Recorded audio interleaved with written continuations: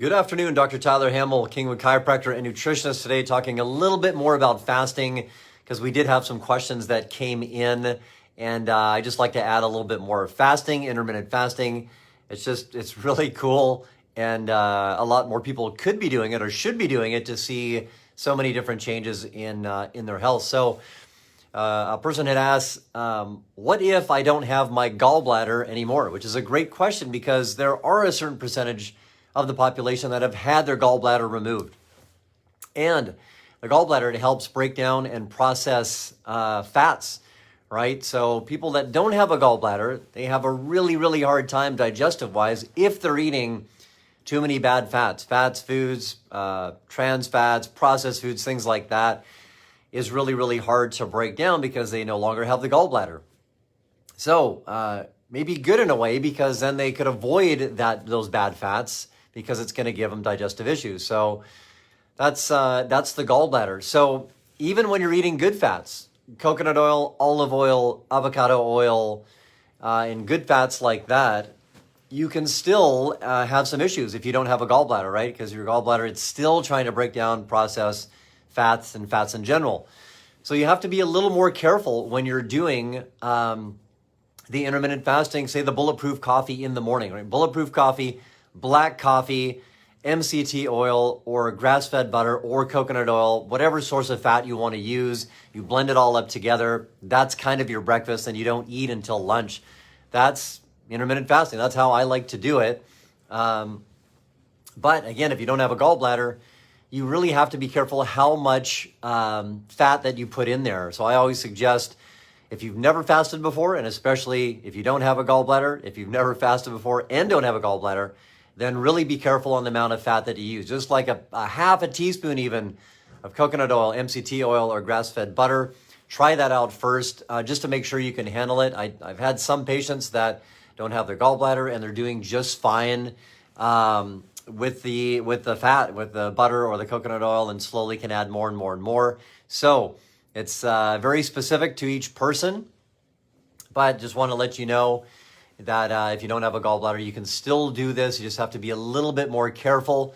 There is also a supplement that we provide that is like bile salt. So it helps in a way, not to say take place of the gallbladder, but it helps support the process of breaking down the fats because you're not able to do that so well anymore.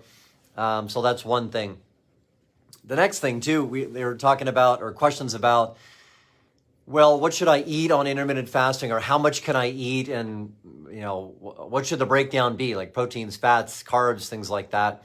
So think about fasting as we're just trying to avoid or live without certain things, right? So you could say food in general, but we can look at protein as well, because as a nation, we eat tons of protein, and it's not the best or from the best source. So we're eating fast food, we're eating hamburgers, we're eating, pepperoni pizza, we're eating steaks and chicken and things like that maybe are more on the, with antibiotics and different things like that. They're not raised humanely.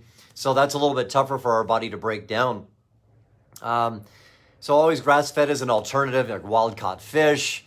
There's a bunch of different things you can get in the grocery store now, which is great. That it's just a healthier way to go. So I definitely recommend, if you're eating protein, get a good source of it. It's so much easier to break down. But even protein in general, if we're eating so much protein, our body is only able to break down a certain amount of that. So when we say, I need a certain amount of protein or amino acids to help keep me healthy, and they're building blocks for protein and whatnot, that's true.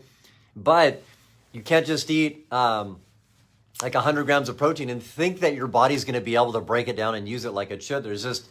We're just not able to do that. If we're eating grass-fed meats and things like that, we'd have a better chance, but still, it's really tough. So if you're looking to really lose some weight, we'll look at protein first. So when you're intermittent fasting, if you want to stay in a phase of autophagy, it's called, where basically your body's going to kind of get rid of the old cells or the weak cells, you're just going to do 15 grams of protein total per day, which is not very much, right? So how do you know how much you're eating? You could go on to MyFitnessPal and see, put down the amounts of food that you're eating and see how much protein you're eating. So 15 grams is pretty low because you'll get a certain amount of protein, of course, in meats and things, but also eggs, avocado, nuts, and seeds and things like that. So you really got to pay attention to that.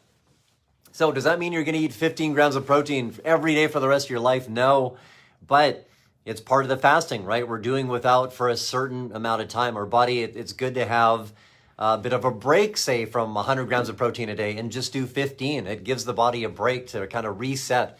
And that is what intermittent fasting is all about. So you can still eat a regular diet and intermittent fast at the same time, right? The one I recommend, the fasting, 16-8, 16 hours fasting, 8 hours eating. In that 8-hour window, you're eating all of your food. Does that mean you're eating a super low amount of calories? No, you can eat quite a bit of calories actually. And you'll still get benefits from the intermittent fasting. So 16-hour fast, think of it, say you eat at 7 p.m. at night, you wake up, you eat breakfast again at 7 a.m. That's a 12-hour fast, right? So to do 16 hours is not that much longer. And that's why to make this easy, bulletproof coffee in the morning and then don't eat until lunch, right? So you for sure had the 16 hours of fasting. But again, even if you're not eating perfectly, you'll still have the benefit of the fasting. So if you're not eating perfectly in that 8-hour time range, you're still going to get the benefit. So make this easy on yourself. Don't overwhelm yourself. Don't think, I ate something like pancakes in the morning and I can't do this anymore.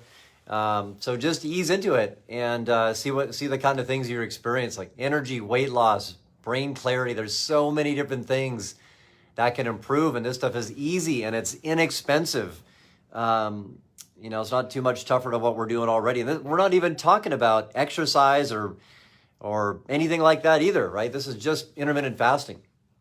So again, Dr. Hamel talking a little bit more about intermittent fasting and why, I'm a chiropractor, I'm a nutritionist, so people coming in, they're always complaining of that, right? Fatigue, they're not sleeping, they're worried about their weight, they don't have any energy. Like those 4 things are huge, right? And a lot of those things can be caused by eating too much refined sugars and carbohydrates. It causes our blood sugar to go all over the place. And that is what, over time, that's going to cause those major problems that I mentioned, the fatigue, sleep issues, weight gain, aches and pains, and some people pre-diabetes or diabetic. So intermittent fasting can help with all of those things. But if you have any other questions, I'd love to answer them. Put them in the chat box below. And I will keep getting on these videos every day. If there's more questions, I'll try to answer those so I can answer the person that's asking them and share it with you guys as well. If you learned something from this video, like it, share it. There's lots of people out there that have been stuck at home for COVID for coming up on 10 months, I guess. So we've all been a little bit unmotivated and probably not eating or drinking the right stuff. And we could all use some intermittent fasting. Before starting any intermittent fasting, if you're really concerned, if you have chronic health conditions, and always run it past your medical doctor. But there is so much research out there now that even a lot of the medical doctors would be on board with doing that. But just to make sure, you might want to consult with the doctor. Also, to make it easy on yourself, just like I said, ease into it. When you're doing intermittent fasting, some people are feeling like crap. They're feeling like they got the flu or something like that. And that's just because they're having a bit of a detox reaction, and those toxins are not getting out of their system as efficiently as they can. So at our office, we have some products to help stimulate that, to help improve that, to make it easier. So we don't have our patients just feeling crappy when they're doing this, right? If you're feeling bad, you have no energy, you're unmotivated even more, then you're not going to want to keep on doing intermittent fasting, right? It doesn't make sense if you're suffering or in pain. It doesn't make sense. So make it easy on yourself. Again, Dr. Tyler Hamel, please share this video. There's lots of people out there that want to know about intermittent fasting and what to do, and they just don't know what to do. And I'm here to help out with that. Stay tuned for more. Again, ask questions. Our office is located here in Kingwood. If you ever want to ask us any questions or make an appointment, our number 281-360-8387. We're just located in the middle of Kingwood. We take walk-ins. We take insurance. We are here to help. So stay tuned and have a happy Thursday.